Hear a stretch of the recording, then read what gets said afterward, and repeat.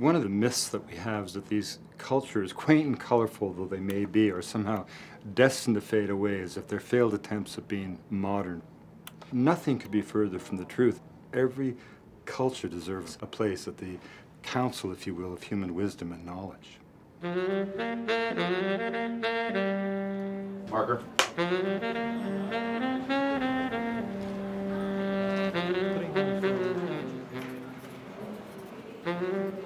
I think one of the things that took us both to Africa was the feeling that you could get totally submerged into the power and richness of traditional cultures.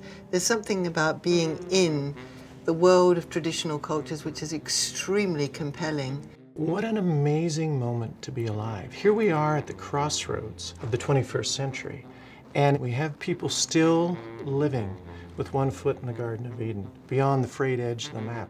This fragile existence will not last forever. It certainly feels nice when you're accepted as a photographer, rather than forcing oneself upon another culture. I was trained, I think, to be a gentleman first and a photographer second. We really go through a period of letting people get to know us as human beings, and at this stage we don't take cameras out. If it takes a month, if it takes 2 months before I take the camera out. To go and have the time to actually put my camera down and go deeper, to find the spiritual path, that's how the greatest photographs from this project happened. Have I ever been afraid of losing my life? There are times where the only way to get the great story is to, where everybody's running in one direction, you're running in the other direction. We photographers sometimes think of ourselves as impervious to situations, and, well, I crossed the line. We could actually see Surma warriors with their Kalashnikov rifles pointed at us. But they were so awed by this honorable procession of their leaders escorting out their guests that they did not shoot. And they grabbed me, grabbed the straps off my camera, and smashed them on the guts. It resulted in forgiveness, but cameras were shattered.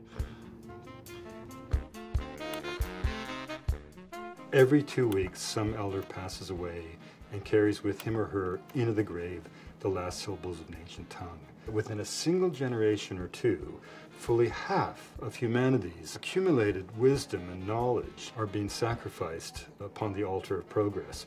This does not have to happen. If we don't have cultural diversity, we're doomed. We need that amazing tapestry of intellectual, cultural differences. We're trying to bring world attention to these groups of people who are struggling to survive and yet who are looking to their ancient traditions for strength.